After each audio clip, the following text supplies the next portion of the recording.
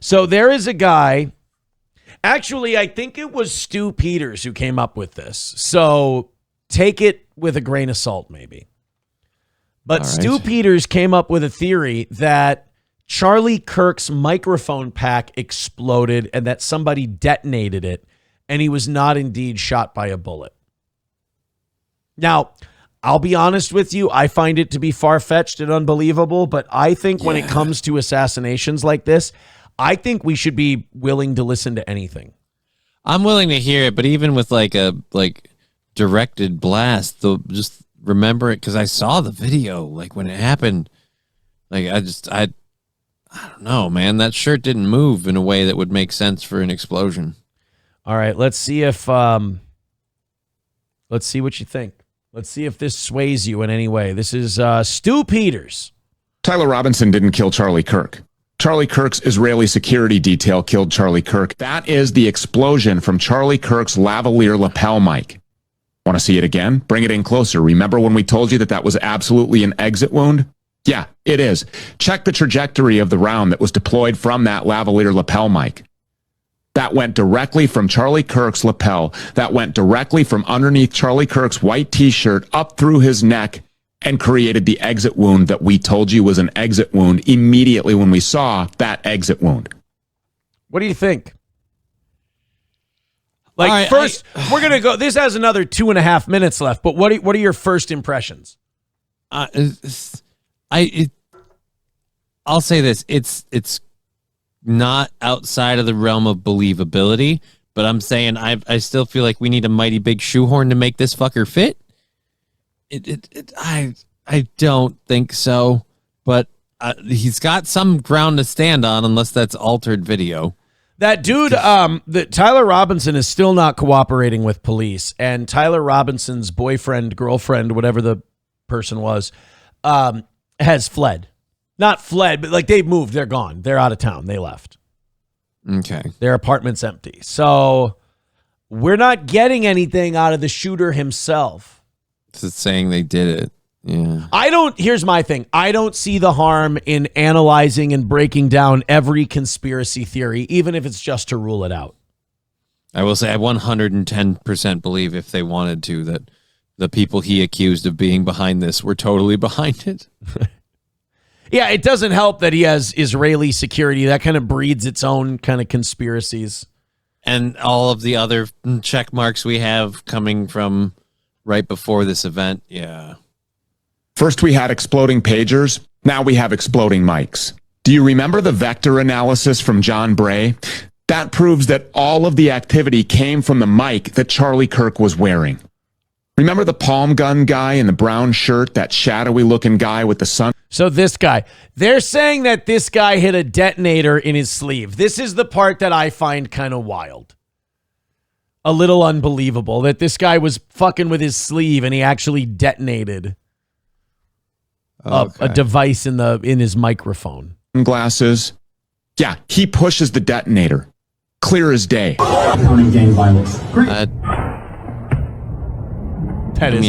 That is a crazy fucking coincidence. That he would I guess I don't see him pushing a detonator because there's a Stu Peters live symbol over him. No, here, go back. Clear as day.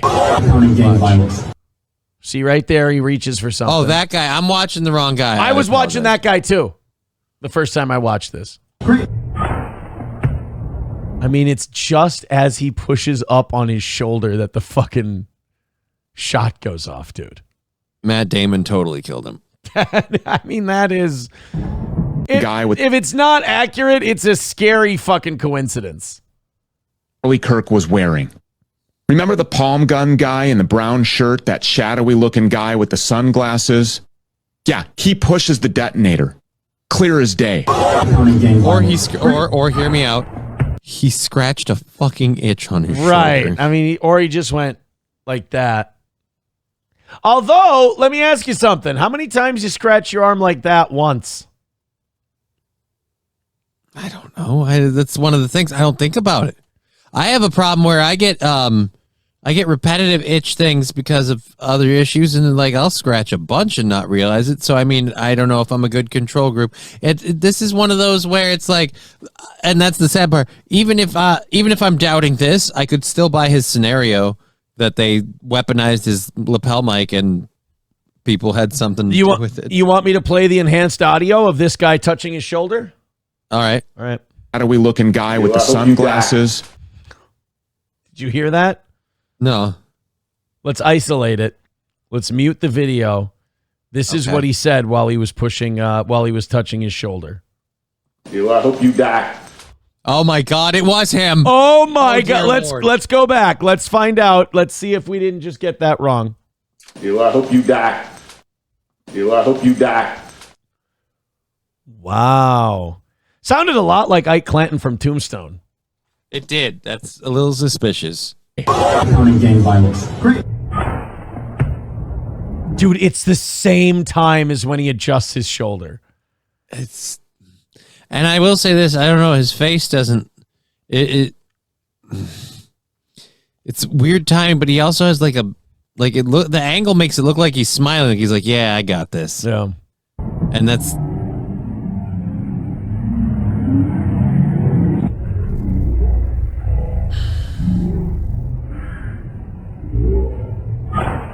all right, yeah, no, I'm sorry. I'm on Team Detonator now. Oh, really? You think it was a detonator in the mic now?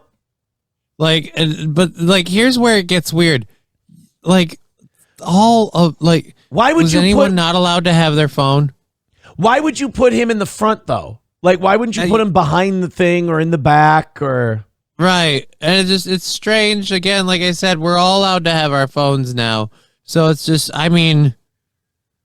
I don't know. It seems weird that that's the level we'd go to, but it's so, like, again, the way, like you said, the way he itches his shoulder, his body language as an event that's happening is happening. Like, I don't see enough shock and surprise in him compared to the audience around him when everyone starts ducking.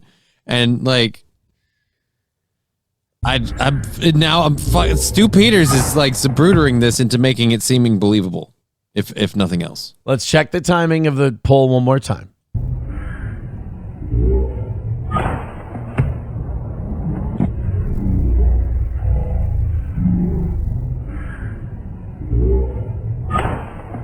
That's not an itching of the shoulder. Whatever he did there, he's not scratching his shoulder or like move. It would almost seem like he's adjusting his cuff like it's slipping down too far, except it clearly isn't.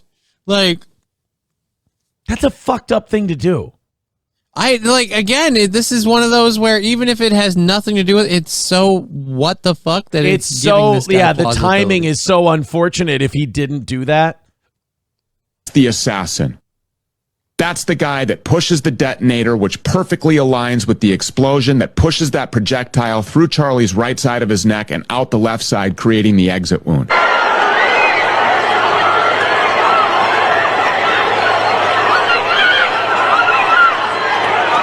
That might just look like the chaos that you would expect after someone was publicly executed in broad daylight in front of 3,000 people. But in no way did that trigger man, that assassin in the brown shirt with the sunglasses, act alone. We have video now that shows the handoff of this remote detonator.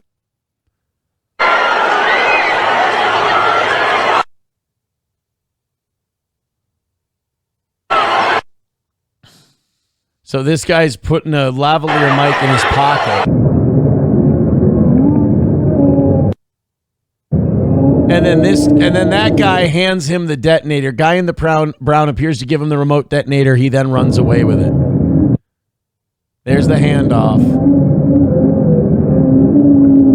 I mean, holy shit, dude. Here's what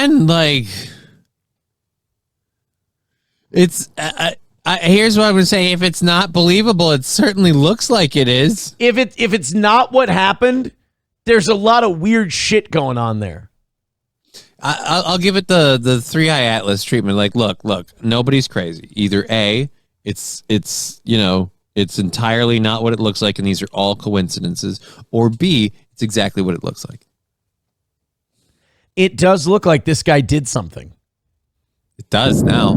Now that we see him up here with this, again, with how he reacted when everything happened, now I have more questions. Why, after someone gets shot, you're like, oh, let me hand this thing off to some guy? Why would you jump over the table into the mix?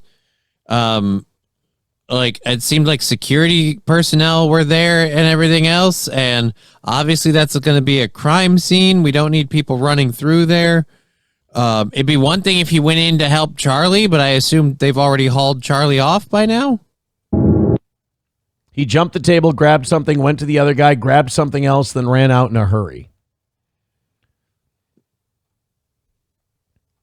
One more Both time. men grab something and run. He grabbed something off the table.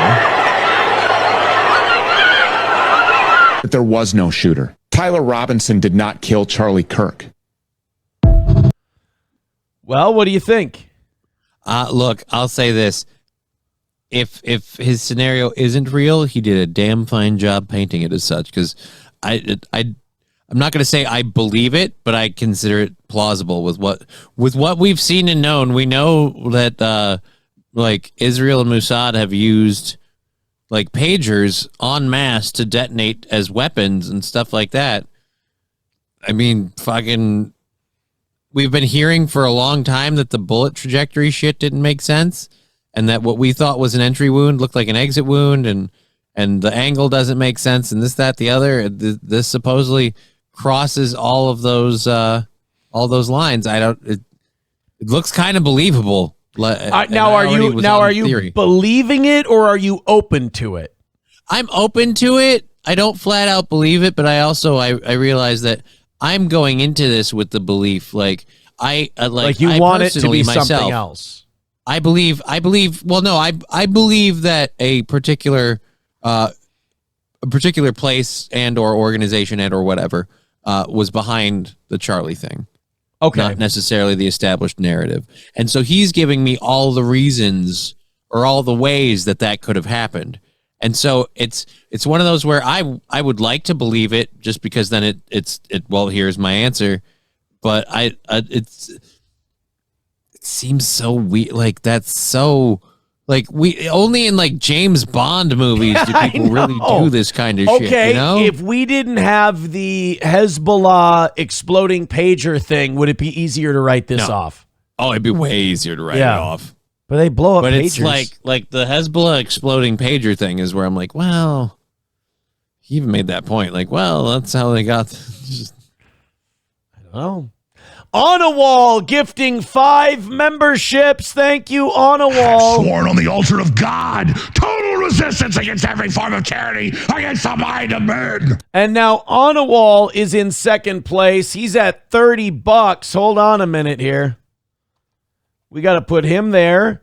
TDR Shit Show is at 25 in third place. Happy Wawa Customers in fourth at 25.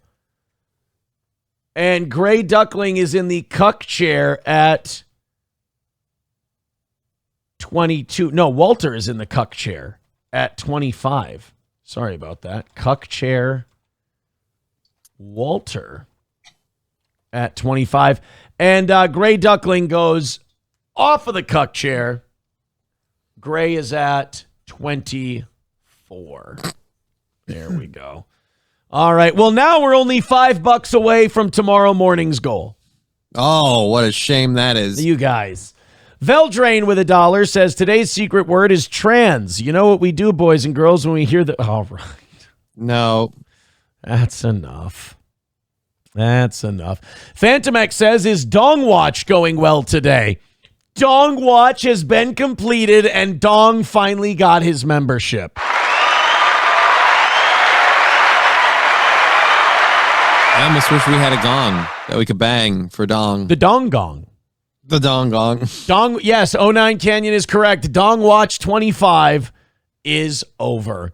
Bapa Shab says Aaron's just mad he isn't relevant enough to have his microphone exploded by Jews. Is he wrong? Hey, look, we're all jealous of that. Okay, we're all mad Aaron can't get his microphone exploded by Jews.